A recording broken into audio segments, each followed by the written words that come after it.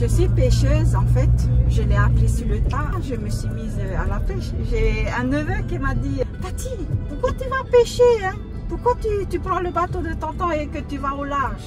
Au bout d'un moment, t'es fiou quoi. Pour couper tout ça, c'est ma liberté à moi, hein. C'est d'être au large et puis d'être surtout libre.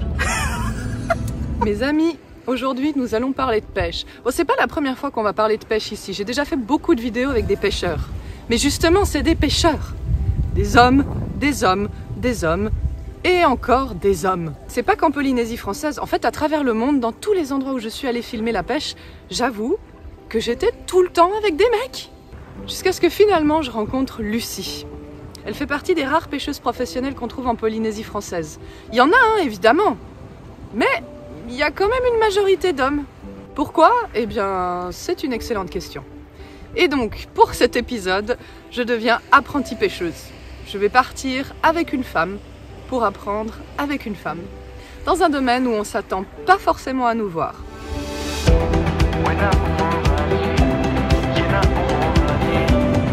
Ouais, c'est dur quand même, hein. On oublie.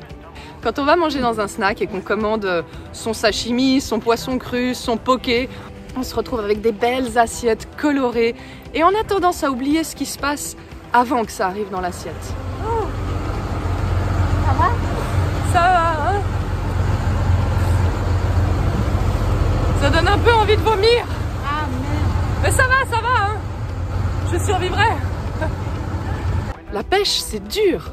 Ça demande beaucoup, tu crames au soleil, t'es dans les vagues, tu peux avoir le mal de mer, tu passes des heures et des heures et des heures en mer et des fois sans résultat aussi. C'est pas une science exacte, c'est très difficile, c'est fatigant, ça te demande beaucoup. Il faut avoir de la patience, il faut être prêt à chercher le poisson, à attendre, regarder les signes. C'est pour ça que nous, pour les pêcheurs, nos amis, c'est les oiseaux.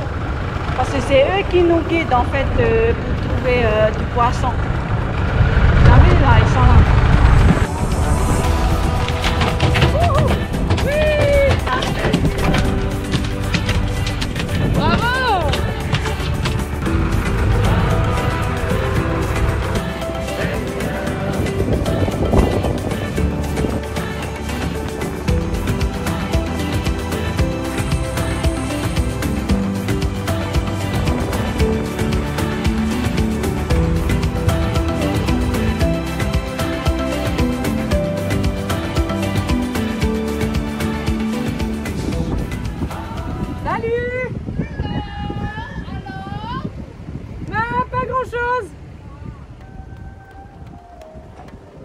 Ah non, je vous jure, c'est pas simple.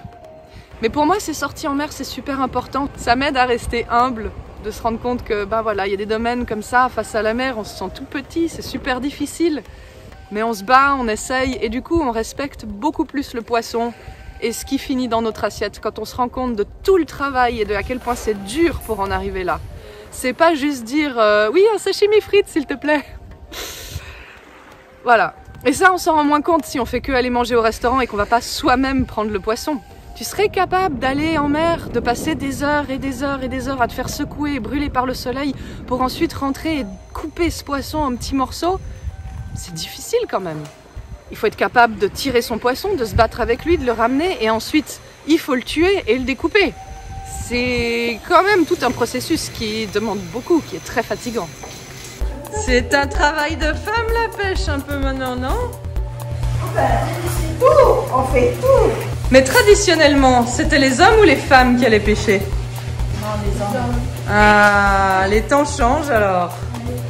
Pêcheur de père en fils et de mère en fils alors. Ouais, aussi. Voilà, de mère en fille. Non! La fille elle pêche pas? Non. Mais elle...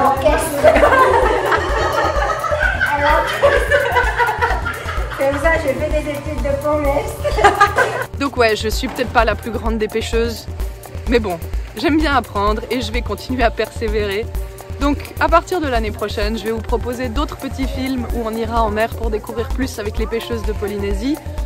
Chercher l'intrus. Mais pour le moment, c'est un bon début. Au final, pour toutes les femmes qui nous regardent aujourd'hui, n'oubliez pas une chose, c'est qu'on peut y aller et être pas très doué comme moi, Mais n'importe qui, que ce soit des hommes ou des femmes, on commence tous quelque part. On commence tous en étant un peu nuls. Finalement, la différence entre ceux qui sont bons et ceux qui ne le sont pas, c'est juste que ceux qui sont doués, ils étaient tout aussi nuls à la base. Mais ils ont juste décidé de persévérer. Et c'est tout à fait possible, qu'on soit un homme ou une femme. J'aimerais remercier Lucie qui a été une super inspiration pour moi et qui m'a appris tellement de choses. En attendant, pour le prochain épisode, je vous donne rendez-vous très bientôt. On va partir à la découverte des artistes de Polynésie. N'oublions pas, je l'ai déjà dit dans mes films sur la pêche, ici, quand on prend un poisson, tout peut être utilisé. On a évidemment la partie qu'on va consommer. Ensuite, il y a ce qui peut être utilisé pour donner à manger pour les animaux. On peut utiliser les restes pour faire de l'engrais et on peut aussi faire de l'art. Parce que comme on va le voir très bientôt dans le prochain épisode, l'art en Polynésie, c'est quelque chose qui se fait avec la nature. On utilise toutes les ressources disponibles autour de nous pour créer des pièces absolument magnifiques. Que ce soit du bois, de la pierre, des ossements, des rostres d'espadons. Donc, je vous donne rendez-vous très bientôt pour découvrir tout ça. Et en attendant, les copains, je vous souhaite une très bonne journée.